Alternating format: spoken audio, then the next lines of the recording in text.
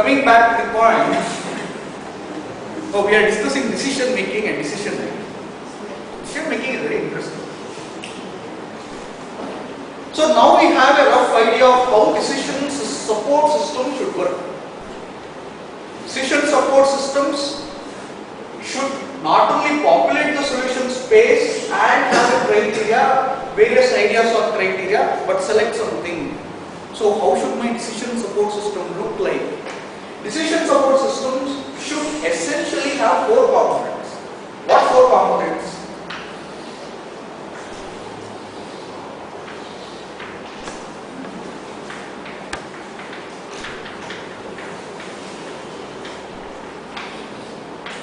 First, it should have a data management component.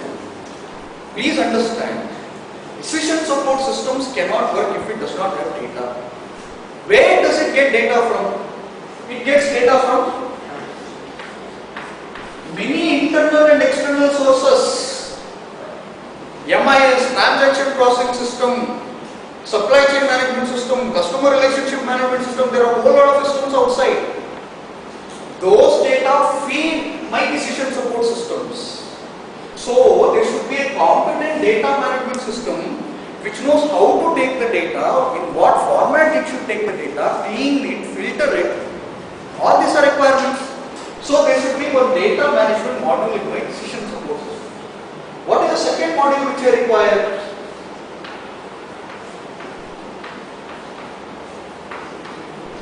Modeling management subsystem. See, ultimately what am I doing in a decision support system? I am building a mathematical model. How many of you are I made it as a core subject, systems information and modeling. You are studying there. What actually are we doing there?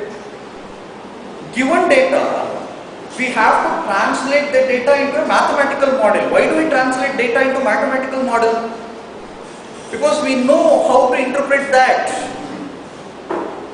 Curve fitting. Why are we so interested in curve fitting? Because we know the characteristics of certain curves. So we are trying to see whether the data fits into a known model.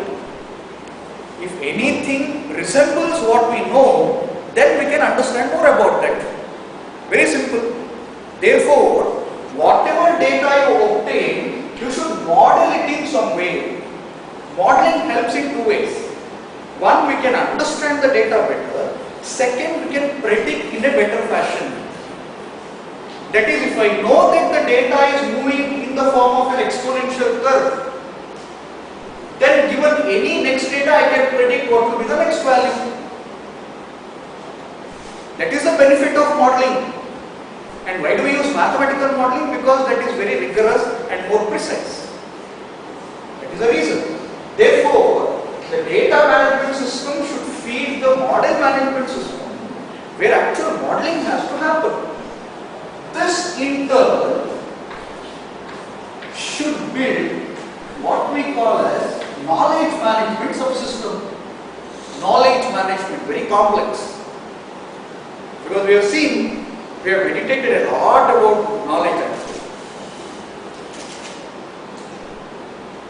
To say it in a very crude way, knowledge management becomes complex because we don't know how to represent knowledge.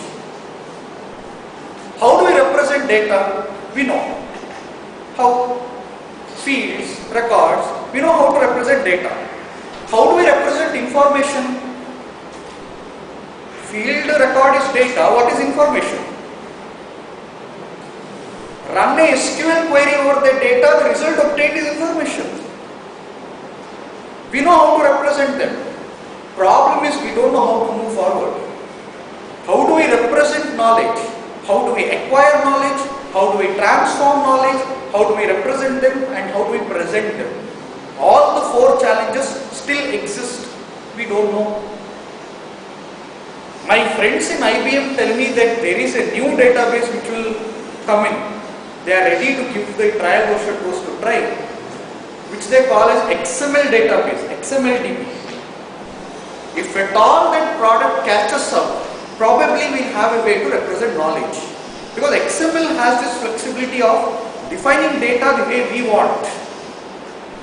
They are saying that XML-DB will help you to manage XML objects the way we are dealing with RDBMS right now. That is, we can query on the XML object systems using that system. That would be very good if that comes up. Probably we'll have the technology which finally will allow us how to manage the knowledge. Till then we have to wait. Some kind of knowledge representation and presentation system. Knowledge management. Finally, you should have a user interface management system. User interface management system in a sense, how will it interact? Graphical manner? How? Textual, command based? How will it manage? All this. So, our decision support system should basically have these 4 modules at least. It can have many other modules, I am not discussing. Right? So, what do we do in decision support systems? What do we do? We do 3 kinds of analysis, enabling these kinds of decision using such a system. That is what we do in decision support. There is one more thing which is flashing. It is, see, usually this matrix is drawn most of the times. Usually whenever we discuss decision support system, we discuss this matrix. I think I have said n number of times that management ladder is divided into 3 levels. What are they? Operational, managerial or middle level, and strategic. 3 levels of management.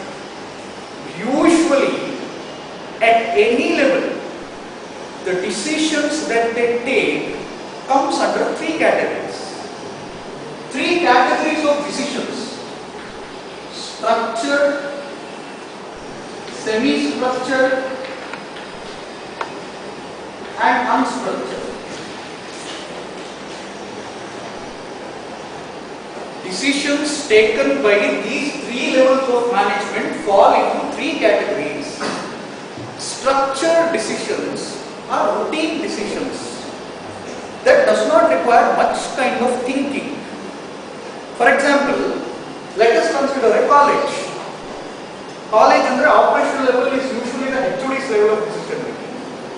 Managerial level means principal level of decision making, and strategic means director level of decision. You can easily identify that there are 9 possible decisions that you have to support. For example, HOD. Structured decision means normal kinds of decisions, regular decisions. He has to give a report of how many classes were conducted. Very structured, very concrete data, very structured.